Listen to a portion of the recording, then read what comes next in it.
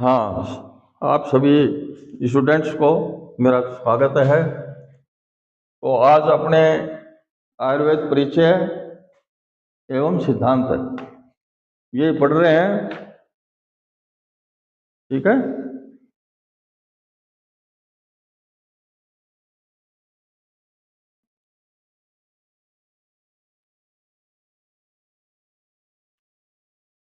आयुर्वेद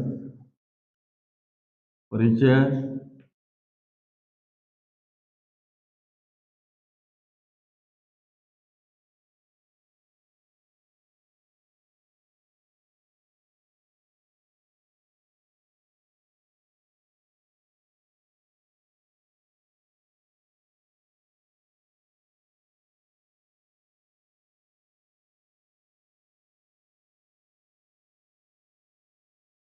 अपना मुख्य विषय जो है आयुर्वेद परिचय एवं सिद्धांत। इसके अंदर अपने पीछे पंचमहाभूत, सप्तग्नि, त्रिदोष, त्रिमहागुण के बारे में पढ़ा। अब आप नए हैं, आप भी नए हैं, कहाँ से आए हो? भरतपुर से। आप भी भरतपुर से है क्या? ठीक है, हाँ कम।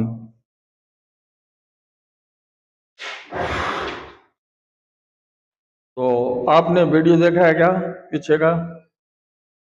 नहीं देखा, तो इसलिए आपके लिए नया विषय है और ये आयुर्वेद की जड़ है, इसके द्वारा ही आगे आगे चलता रहेगा, ठीक है। तो पहले हमने पढ़ा है, वो तो दोबारा पढ़ाएंगे नहीं, वो तो आपका छूट गया। लेकिन अब चल रहा है विशेष तौर से वात, पित्त और कफ, ये त्रिदोष कहते हैं इसको। वात, पित्त और कफ।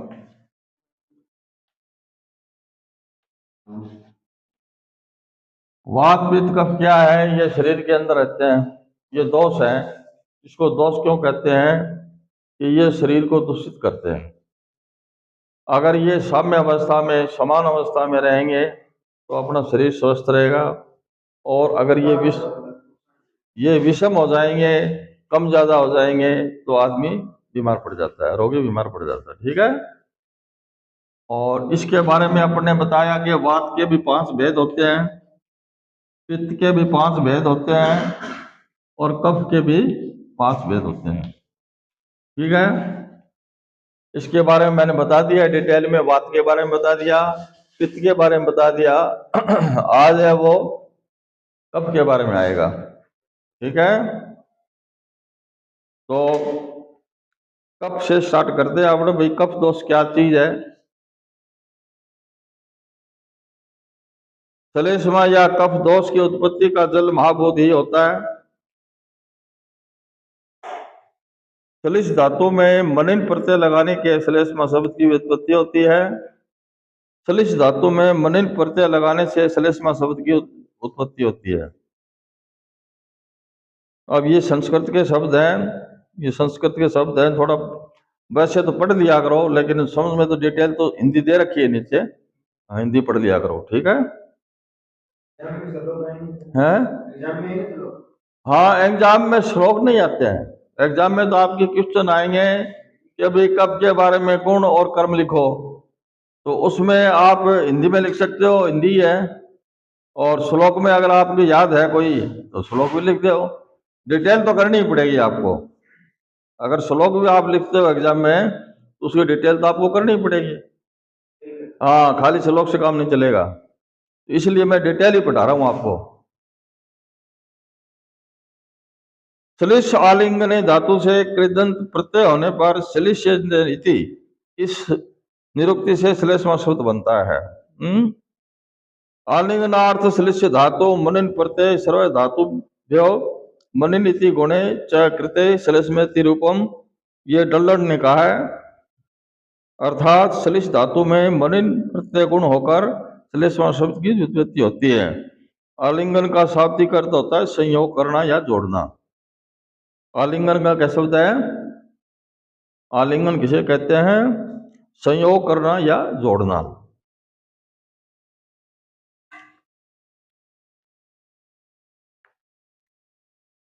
अब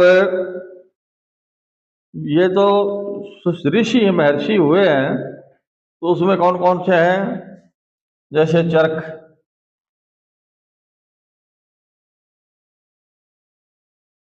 सुश्रुत,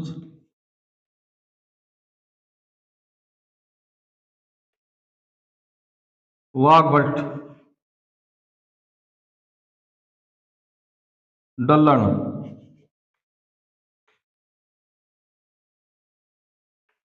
कात्यायन,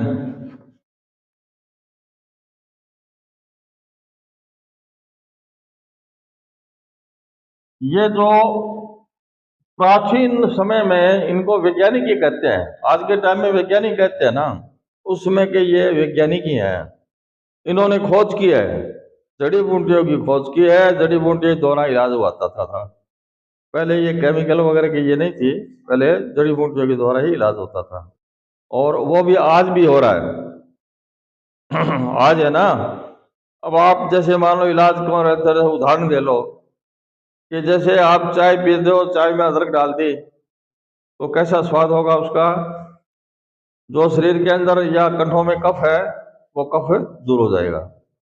लौंग है, इलायची है, काली मिर्च है, ये क्या है? ये इसके गुण है, वो अलग अलग हैं। तो जो परंपरा से चल रहा है वो इलाज अपने आयुर्वेद में है, और उसी से इलाज हो रहा है। ठीक है, इसका कॉम्बिनेशन करना पड़ता है। अब कोई कहते साहब मेरे मलेरिया आ गई, और मलेरिया में हम क्या लें? तो मलेरिया के अंदर एक कड़ू चिरायता आता है। तो कड़ू चिरायता के अंदर दो औषधि है, एक तो कटु, एक चिरायता। तो उसके द्वारा अपने काढ़ा बना करके पिएंगे तो उसके वो मलेरिया का बुखार है वो उतर जाएगी। ठीक है ना। तो इसी हिसाब से ये अपने आयुर्वेद की जो है ये जड़ी बूटियों के आधार पे है सब।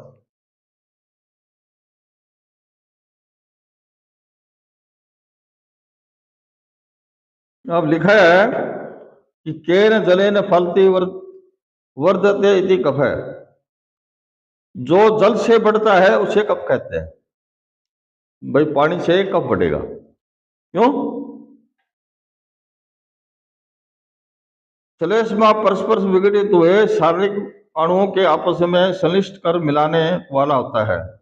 संश्लिष्ट कर मतलब संश्लिष्ट एक तरह से एक जगह इकट्ठा होना। यह शरीर के विभिन्न अवयवों को रस के द्वारा उपश्लेषण पोषण करता है। श्लेष्मा का स्वरूप कैसा है? श्लेष्मा सूक्ष्म रूप से शरीर के अवयव में व्याप्त रहता है। सूक्ष्म रूप से, वो वैसे दिखाई नहीं देता भी कब कहाँ है, वो सूक्ष्म रूप से शरीर के अंदर रहता है। श्लेष्मा के गुणों के आधार पर ही उनके स्वरूप का वर्णन मिलता है। जो श्लेष्मा का जो गुण है ना, उसी के आधार पे अपन महसूस कर सकते हैं कि भी श्लेष्मा है शरीर में। अब श्लेष्मा के गुण वो आगे आएंगे, वो बताऊंगा मैं।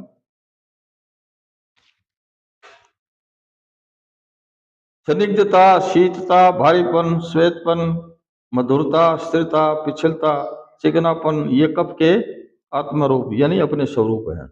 इन स्वरूपों के द्वारा अपने कफ को महसूस कर सकते हैं। ठीक है, किताब नहीं है क्या आपके पास में? किताब ले लेना आप, ठीक है। किताब वगैरह थोड़ा सा समझ में नहीं आएगा आपको।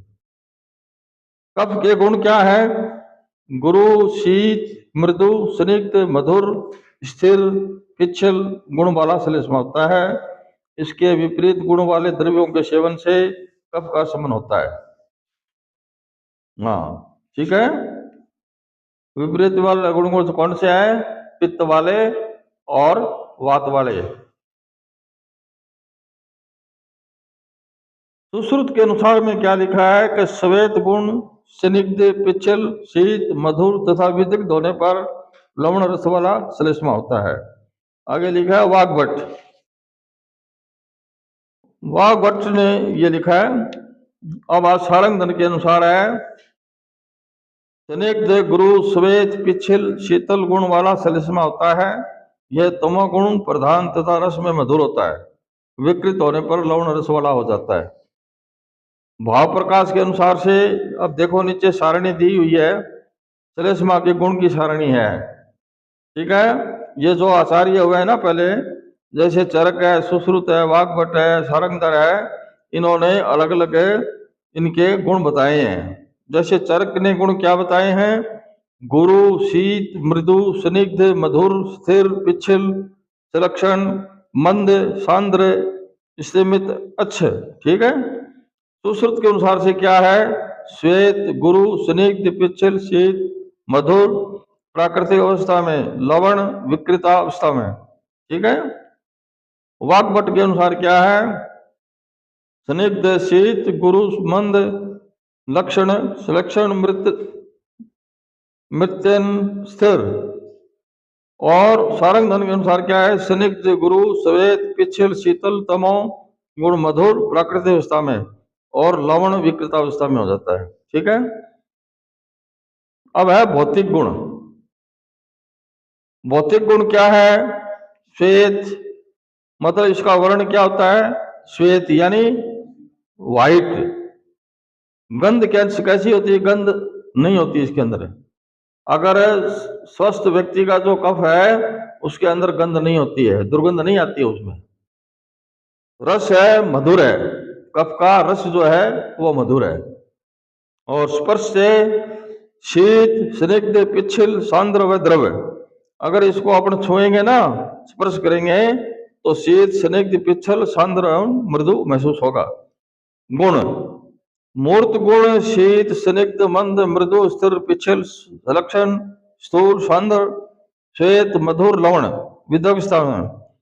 विदग्धता मतलब वैसे विदग्धता किसको कहते हैं कि अगर कफ थोड़ा सा दूषित हो जाता है उसके बाद में उसका जो रूप है वो गुण है वो चेंज हो जाते हैं, वो लवण युक्त हो जाता है। लवण यानी नमकीन टाइप का हो जाता है, वो फिर सही रहता है उस रूप में, बिल्कुल सही है, मतलब मधुर होता है। और अगर विकृत हो जाता है तो लवण युक्त, जी आप नमक खाते हैं ना, उस टाइप का हो जाता है वो। इसके साथ आकाश आदि महाभूतों के शब्द स्पर्श रूप आदि गुण भी वर्तमान है। मतलब क्या है कि इसके साथ में सभी जो पंच महाभूत है ना बताया, आकाश वायु तेज जल पृथ्वी, ये जो पांचों महाभूत हैं वो इसमें साथ में मिल जाते हैं। तो श्लेष्मा के कर्म क्या है, ये काम क्या करता है श्लेष्मा, इसके बारे में है।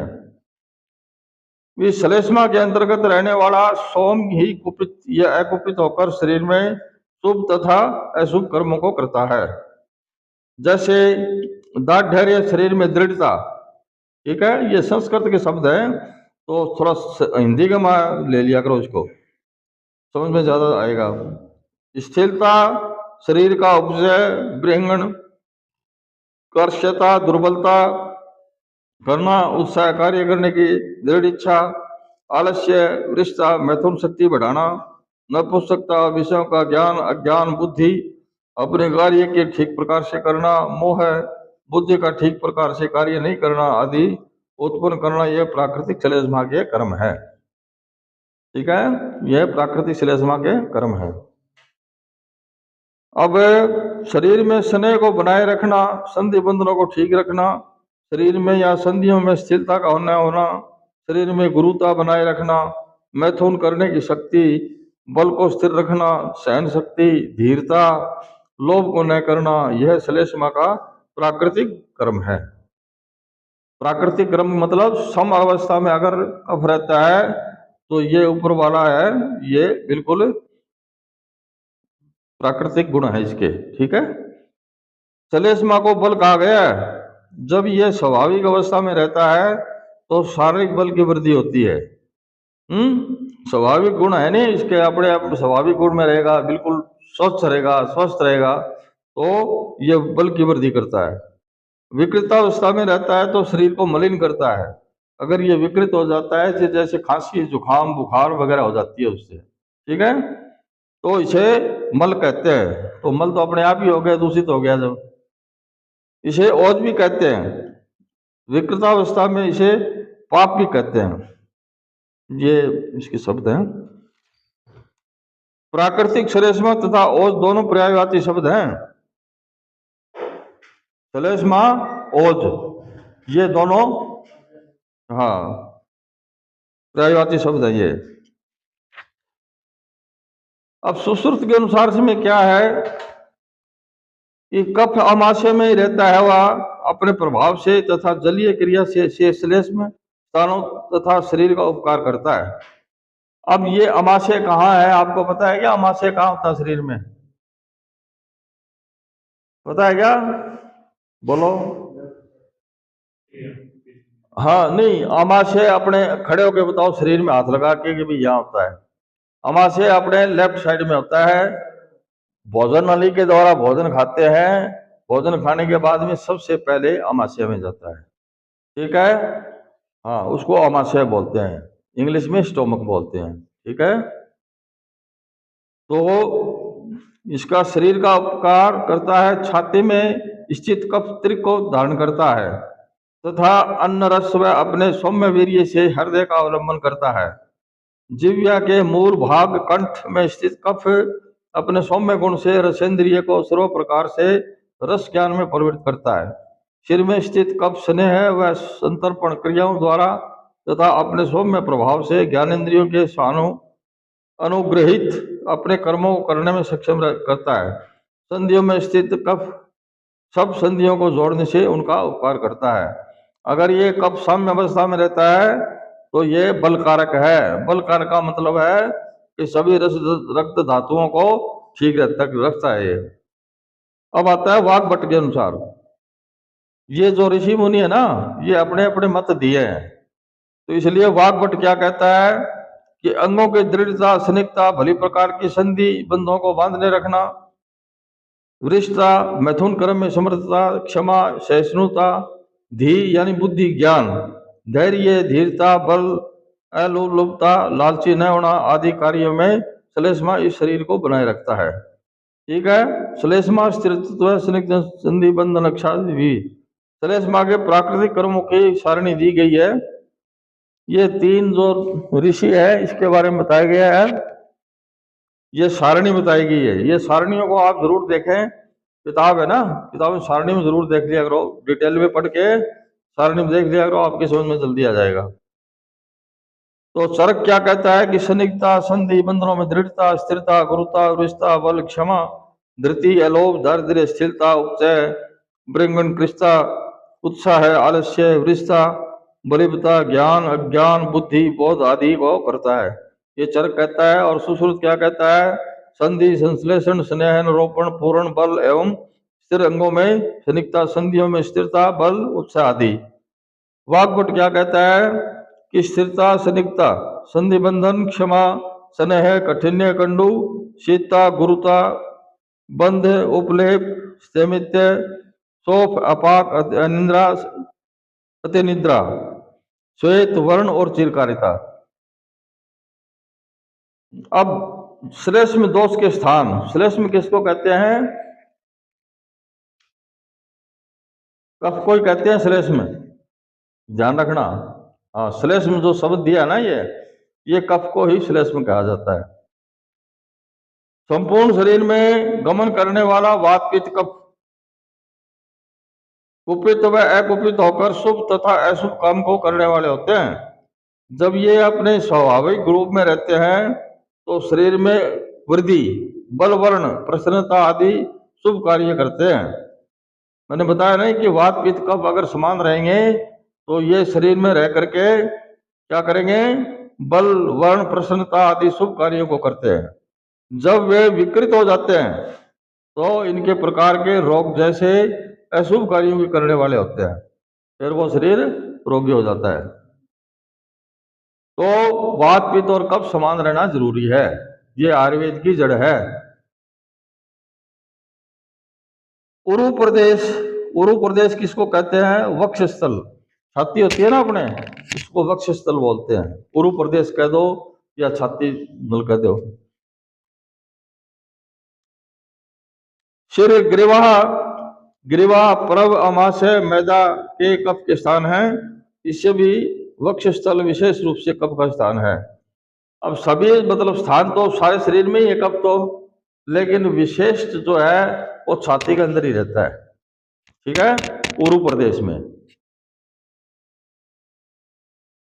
उरु प्रदेश वक्ष से श्री ग्रीवा है। ठीक है, यहाँ आचार्य चरक ने कफ का स्थान निर्देश करते समय उरु सिर ग्रीवा परव अमाशय मेद कंठ क्लोम ग्रहण जीवा को कफ का स्थान कहा गया है। मतलब सभी शरीर में रहता है ये तो, फिर भी उरु प्रदेश है वो कफ का विशिष्ट स्थान है। अंडरलाइन कर लिया करो, वो चीज बत पढ़ाऊ ना मैं, ये विशिष्ट स्थान कहाँ है? उरु, उरु प्रदेश। उरु मतलब छाती। हाँ, उरु प्रदेश के प्रधान अवयव फुफ्स तथा हृदय है। फुफ्स मतलब किसको कहते हैं? फेफड़े को कहते हैं फुफ्स। फेफड़े और हृदय स्थान है। ये अवयव दोहरी आवरणा कलाओं द्वारा ढके रहते हैं। इन कलाओं के मध्य में कफ का स्थान है। हृदय व फुफ्स के संकोच व प्रसार को सुनकर वह एक्शून्य बनाए रखने के लिए इनका स्नेहन कफ द्वारा होता है। इस प्रकार इस प्रधान कार्य को संपन्न करने से उरु प्रदेश को कफ का विशेष स्थान कहा गया है। उरु प्रदेश का मतलब यही है कि भाई ये अपना फेफड़ा है ना, फेफड़ा और हार्ट है, ये उरु प्रदेश में ही रहते हैं। यानी उरु का मतलब छाती के अंदर ही रहते हैं ये। सिर कोटरी में मस्तिष्क धम्मिलक तथा सुषुम्ना शीर्षक आदि रहते हैं। ये अवयव भी अपनी दोहरी कलाओं द्वारा पर्याप्त रहते हैं। इन कलाओं के मध्य में कफ इन अवयवों को संनयन करने के लिए रहता है। अतः सिर को भी कफ का स्थान कहा गया है। ग्रीवा में सवर्यंत्र श्वास नलिका आदि इन अवयवों को सदा संदिग्ध बनाए रखने के लिए इनका संनयन होना आवश्यक है। अतः वहाँ की श्लेष्म धर कलाओं में स्नेहार्थ कफ रहता है। इसके अतिरिक्त इस भाग में अनेक ग्रंथियां जिसमें अनेक प्रकार के स्राव निकलते हैं, जैसे लाल ग्रंथियां, चोल्लिका ग्रंथियां। इन ग्रंथियों के अंदर भी कफ का स्थान है। जो अपने शरीर में जो ग्रंथियां है ना, उसके अंदर भी श्लेष्मा रहती है, जैसे लाल ग्रंथि है, चोल्लिका आ गया ना। संधियों में स्नार्थ ग्रंथियां होती है जिनसे निकला कफ उसका स्नेह करता है। इस प्रकार आमाशय में अन्न को क्लीन करने के लिए कफ का स्राव होता रहता है, क्योंकि जब तक भुक्त आहार का विलयन तैयार नहीं हो जाता तब तक उससे पाचक रसों की पाक क्रिया संपन्न नहीं हो पाती। जब तक वो आपश्री में नहीं मिलता है, आमाशय में, स्टोमक में, तब तक अन्न पाचन नहीं होता है, उसमें रस नहीं मिल पाते। इसलिए रसनास्थित ग्रंथियों से स्राव शुष्क रूप भोज्य पदार्थों का विलयन बनाने के लिए तथा स्वाद ग्रहण करने के लिए होता है। इसके अतिरिक्त श्लेष्मा के स्थान में उरस, सिर और कंठ संधियां है। ठीक है, उरु प्रदेश वक्ष स्थल, कंठ, सिर, क्लोम, संधि, परव, अमाशय, रस, मेद, घ्राण, जीवा, कफ के स्थान है। मतलब जितने भी जोड़ है ना शरीर में, जितने भी जोड़ है पैरों में, हाथों में और सब में श्लेष्मा रहती है। वैसे तो पूरे शरीर में बता दिया आपको मैंने कुल मिला करके, जैसे ये जोड़ है, अंगुलियों के जोड़ हैं, पैरों के गोडों की जोड़ है, और कई बार गोडे खिला जाते हैं, दुखता है, डॉक्टर के पास भी जाता है, डॉक्टर क्या कहता है, बोले भैया आपका ग्रीस खत्म हो गया, कहते हैं ना कई बार। हाँ, वो श्लेष्मा होती है। ठीक है ना, श्लेष्मा बोलते हैं उसको, कफ बोलते हैं। तो उसको दूर करने के लिए अपने दवाई देते हैं। जैसे मान लो उनकी तो दवाई अलग है, बोले कैल्शियम दे दो और है फलाना धिगड़ा। अपने उसके अंदर क्या है कि जड़ी बूटियों के द्वारा इलाज करते हैं। भाई जैसे मान लो कफ बढ़ गया तो कफ शमन करने के लिए दूसरी दवाई देते हैं, पित्त की दवाई देते हैं, वात की दवाई देते हैं, जब जाकर के उसका दर्द कम होता है।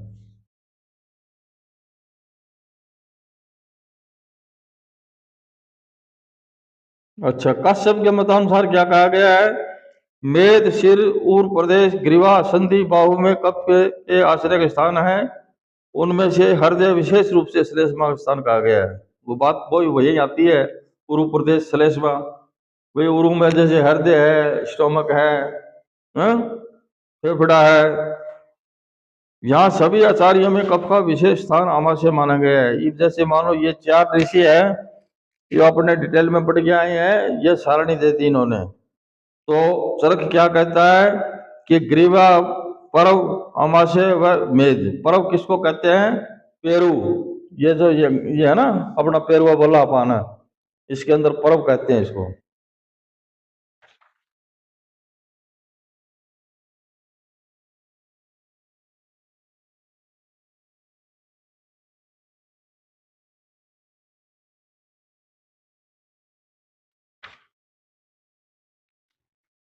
अच्छा, सुश्रुत के अनुसार क्या है? कंठ, संधि एवं अमाशय।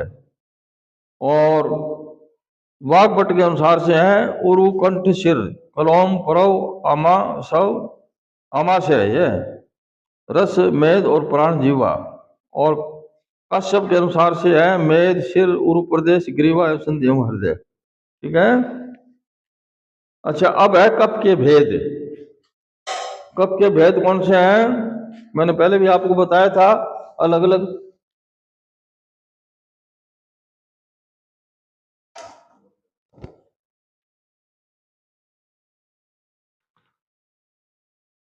कफ का भेद है अवलंबक, क्लेदक, क्लेदक, अवलंबक,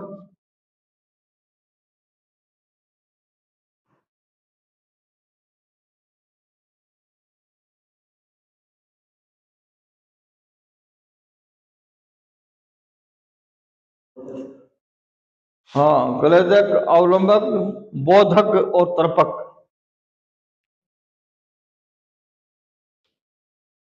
बोधक,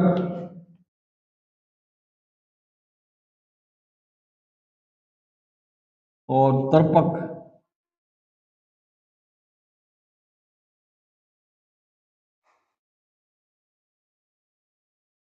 बोलक, तर्पक, और फिर आता है आपका श्लेष्मक।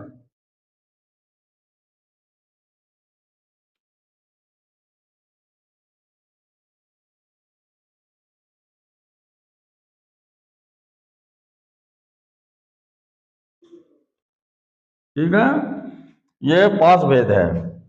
जैसे वात के 5 भेद बताए गए, प्राण, वान, सुदान, व्यान, अपान वगैरह। और पित्त के भी बताए गए, रंजक, भ्राजक वगैरह।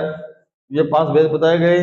अब ये कफ के हो गए कलेदक, अवलंबक, बोधक, तर्पक और श्लेष्मक।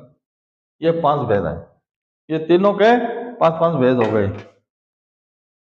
अब इसमें ज्यादा कोई चिंता करने की बात नहीं है।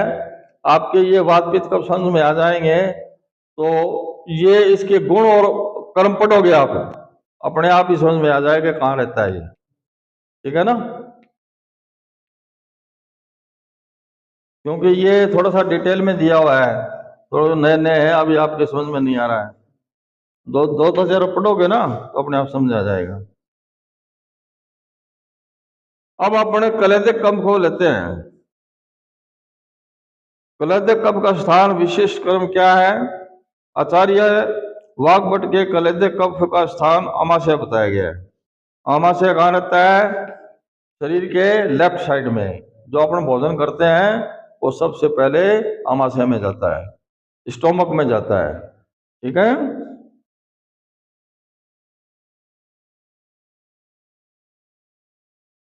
वह 4 प्रकार का होता है, असित, पीत, लीड, खादित।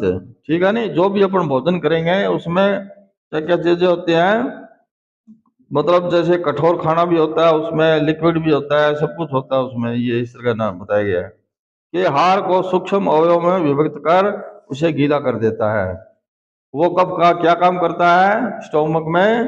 कि सभी चीजों को मतलब वो गीला करके एक जगह लुगदी बना देता है, कहने का मतलब। जो कफ अन्न समूह को क्लीन कर बनाता है, जिससे आहार सरलता से पचने योग्य बना जाता है, ये खाए हुए आहार का कलेदन करता है, कहता है इसका नाम कलेदक कफ है। आचार्य सुश्रुत के अनुसार अमाशय में रहने वाला श्लेष्मा, माधुर्य, पिछलता तथा प्रक्लेदित के कारण मधुर व शीतल होता है। आचार्य चरक के अनुसार भोक्ता ने आहार का सर्वप्रथम षड रसों में परिपाक होता है। षड रस कौन सा बताए गए आपको? षड किसको कहते हैं? षड का नाम है छह। छह रस होते हैं अपने शरीर में। कौन कौन से होते हैं बताओ? हाँ, मधुर, अम्ल, लवण, कटु, तिक्त, कषाय। ठीक है, षड रसों में परिपाक होता है, जिससे सर्वप्रथम मधुर रस के कारण फैन भूत के रूप में श्लेष्मा की उत्पत्ति होती है। सर्वप्रथम क्या है कि वो भोजन है, वो फैन माने झाग, झाग युक्त होता है। कई बार थे देखिए कि उल्टी आवाज क्या झागला सा हुआ है, समझिए नहीं? तो उसको सबसे पहले फैन युक्त बनता है वो।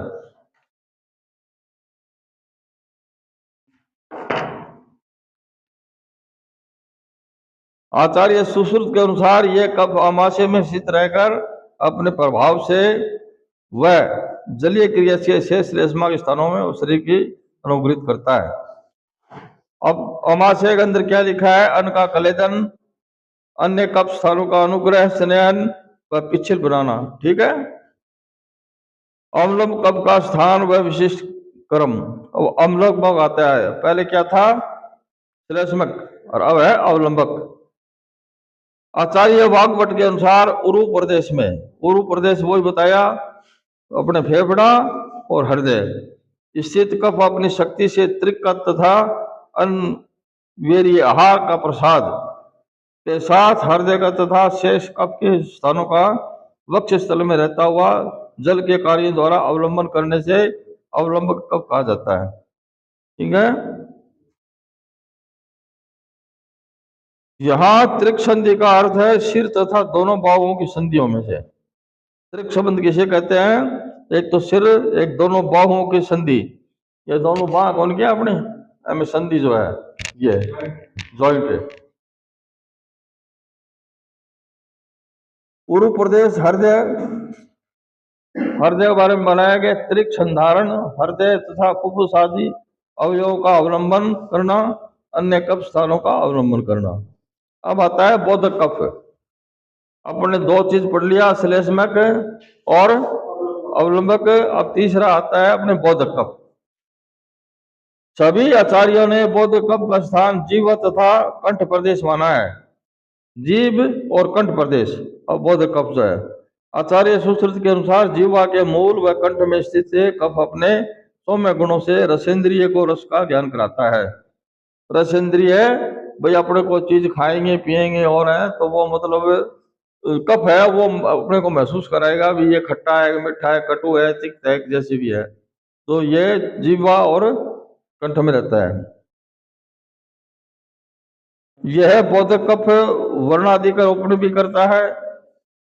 भाई ये वर्ण आदि को भी रोपण करता है। जैसे अपने थूक होता है ना, ये जैसे मुंह में छाले हो गए और है तो उसको भी ठीक करता है ये। आचार्य वाग्भट के अनुसार रसना में स्थित जो कफ मधुर आदि रसों का ज्ञान कराता है वह बोधक कफ है। अब आता है तर्पक कफ। तर्पक कफ में क्या है? आचार्य सुश्रुत के अनुसार शरीर में स्थित कफ स्नयन व तर्पण क्रियाओं के द्वारा ज्ञानेन्द्रिय को अनुग्रहित करता है। आचार्य वाग्भट के अनुसार शरीर में स्थित जो कफ चक्षु आदि इंद्रियों का तर्पण करता है, अर्थात शरीर में स्थित तर्पक कफ अपने स्नयन व संतर्पण कर्म द्वारा सभी इंद्रियों का तर्पण करता है।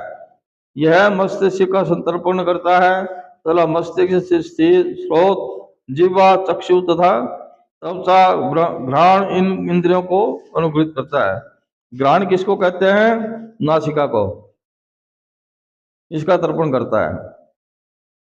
अब चार्ट में दिया गया है ये तर्पक क्या है? शरीर में जैसे चक्षु, कान, जीवा, त्वचा आदि इंद्रियों का तर्पण करता है। अब आता है श्लेष्मक कफ। ये अंतिम कफ है का भेद है। संधियों में स्थित श्लेष्मा सभी संधियों को जोड़ने में श्लेष्मक कफ कहलाता है। वह उन सभी संधियों पर उपकार करता है। आचार्य सुश्रुत के कलाओं के वर्णन के अंतर्गत चतुर्थी कला को श्लेष्म धरा कला कहता है। प्राणियों की सभी संधियों में रहने वाली कला श्लेष्म कला कहता है। मतलब संधियों के अंदर जो श्लेष्म कला होती है ना, श्लेष्म कला एक झिल्ली प्रकार की होती है, जैसे प्याज के अंदर झिल्ली निकलती है ना, उसी प्रकार से अपने जोड़ों के अंदर इस तरह की एक झिल्ली होती है, उसके अंदर कफ रहता है वो। ठीक है। जिस प्रकार अक्ष चक्र में घूमने वाला दंड के ऊपर तेल लगाने से गाड़ी का चक्र तथा पहिया अच्छी तरह घूमता है, उसी प्रकार श्लेष्म से युक्त संधियों में अच्छी तरह से घूमती है। इसका कहने का तात्पर्य यह है कि अपने जैसे मान लो गाड़ी मोटर है, उसके अंदर ग्रीस देते हैं, तो ग्रीस देने के बाद में बिल्कुल हल्की चलती है। उसी हिसाब से अपने शरीर में जितनी भी संधियां हैं, उसके अंदर श्लेष्म कला रहती है, श्लेष्म कला रहती है। तो वो क्या है कि अपने अच्छी तरह से हाथ को घुमाता है, फिराता है, पैरों को चलाता फिराता है। ठीक है। हाँ। दोषों के क्षण के कारण, भाई दोष क्षय के कारण क्या है कि समान गुण वाले द्रव्यों का सेवन करने से दोष की वृद्धि तथा विपरीत गुण वाले द्रव्यों का सेवन करने से दोषों का क्षय होता है। भाई जैसे दोषों मान लो जैसे अपने मधुर है, अपन मधुर ज्यादा रस लेंगे तो उसमें क्या हो जाएगा, दोष की वृद्धि हो जाएगी। अगर आप मीठो मीठो खाओगा तो क्या हो जाओ, मधुर की मतलब जो मधुर अपने जो गुण है वो ज्यादा बढ़ जाएगा। हाँ, दूर से ज्यादा है वो मधुर गुण बढ़ जाएगा। जैसे आजकल डायबिटीज वगैरह अपन बोलते हैं ना, कि ज्यादा मीठा खाने से डायबिटीज वगैरह हो जाती है।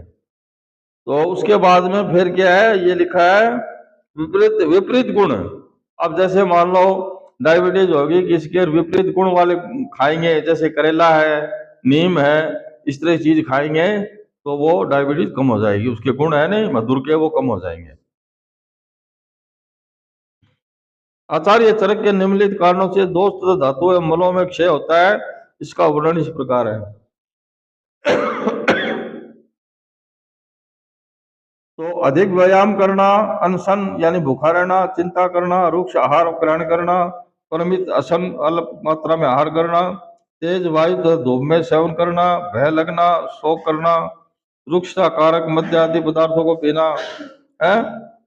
मद्य ज्ञान किसको कहते हैं, वाइन को कहते हैं मद्य।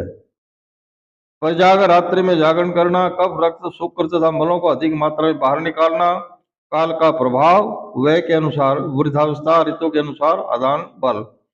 ये काल के अनुसार भी है। काल मतलब समय, एक तो जैसे बच्चा जवान बूढ़ा, उसी हिसाब से भी ये बढ़ते घटते हैं दोष हैं। और ऋतु के अनुसार से भी, ऋतु के अनुसार जैसे मान लो सर्दी आ गई तो कफ बढ़ गया है, गर्मी आ गई तो पित्त दोष बढ़ गया है, वर्षा ऋतु आ गई तो वात दोष बढ़ गया। ये दोषों के अनुसार है। ठीक है। 200 क्षय के लक्षण क्या बताया गया है। 200 क्षय में उनके प्राकृतिक कर्मों की हानि। भाई 200 के क्षय का मतलब यही है कि उसकी जो प्राकृतिक अवस्था है, साम्य अवस्था, ठीक है, वो कर्मों की हानि हो जाती है, विरोधी कर्मों में वृद्धि हो जाती है। कि जैसे मान लो वात की बढ़ जाएगा तो पित्त कम हो जाएगा, कफ कम हो जाएगा। वात दोष के प्राकृतिक क्रम ये हैं। उत्साह, निश्वास, चेष्टा आदि जो जो क्रम बताए गए उनमें मंदता आती है तथा विरोधी कर्मों की वृद्धि होती है।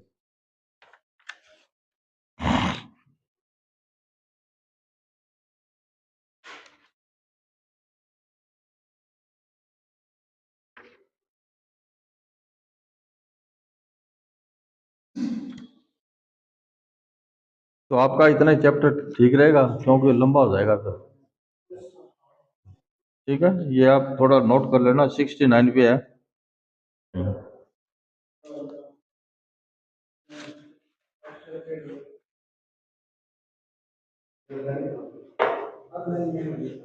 इसको